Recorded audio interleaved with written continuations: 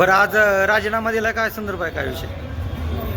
आज या ठिकाणी मी कायमच चळवळीत काम केलेले पूर्वी या चळवळीच्या काम करत असताना कालची सभापतीची निवड झाली। या ठिकाणी घटनेने डॉक्टर बाबासाहेब आंबेडकरांनी जो हक्क आम्हाला 350 जाती मूळ जातींना दिला आहे, तो कालचा ओबीसी महिला या प्रवर्गाला सभापती पद होतं। खऱ्या अर्थानं कालचं जे प्रवर्गामध्ये आहेत त्यांना ही निवड व्हायला पाहिजे होती, परंतु ती झाली नाही। आणि यामध्ये असणारं आमचं ग्रामपंचायतसुद्धा आरक्षण जाईल, आज तालुक्याचं गेलं तसं। आणि या राज्याचे मुख्यमंत्री देवेंद्र फडणवीस साहेब यांनी सांगितलं की ज्या ठिकाणी आरक्षण जे पडेल त्या समाजाचाच उमेदवार उभा केला जाईल। परंतु कालची जी निवड झाली यामध्ये ओबीसीवर अन्याय झाला आहे। तरी मी भारतीय जनता पार्टीचा तालुक्याचा 2 वेळा अध्यक्ष होतो। आत्ताच नव्याने माझी जिल्ह्यावरती चिटणीस पण निवड झाली, तर या पदाचा मी राजीनामा देतो। कारण मी ओबीसी समाजामुळे आहे आणि त्या समाजाचं मी काहीतरी देणं लागतो, ती माझी जबाबदारी। म्हणून मी स्वतः या पदाचा राजीनामा देऊन आजच या ठिकाणी घोषणा केली।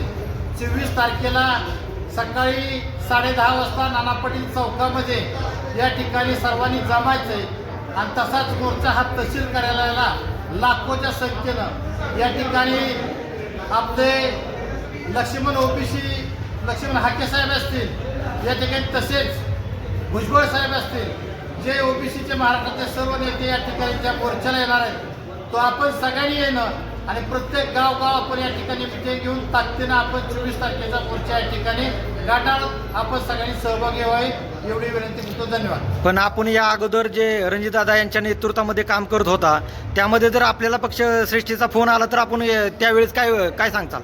मी पहिलंही सांगितलं की मी समाजावर आहे, मी समाजामुळे, मी ओबीसी घटकामुळे आज तुम्हाला जे अडचण आहे की मी त्या पदाचा राजीनामा दिला आहे।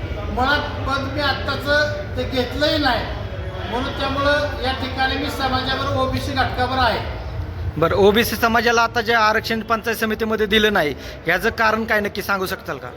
आता काय घटना घडल्या काय माहीत नाही, परंतु या ठिकाणी राज्याच्या मुख्यमंत्र्यांनी सांगितलं होतं की जर कुठंही काय झालं तरी ओबीसीच्या ठिकाणी ओबीसीच उभा केला जाईल, म्हणजे उभा करताना ओबीसी निवडणूक केला जाईल आणि त्याला सभापती असो सदस्य असो हा लाभ मिळाला असता, परंतु फलटण तालुक्यामध्ये हे घडलं नाही, म्हणून ह्याचं दुःख आहे। म्हणून मी ओबीसी समाजावर आहे। पण तुम्हाला असं वाटतं का या ठिकाणी बदल होऊ शकतो का फलटण पंचायत या समितीमध्ये? ठिकाणी बदल होणं न होणं नंतर आहे, 24 तारखेच्या नंतर या ठिकाणची परिस्थिती आहे। पण महाराष्ट्रामध्ये ही परिस्थिती एक मोठ्या प्रमाणामध्ये याची लाट येते।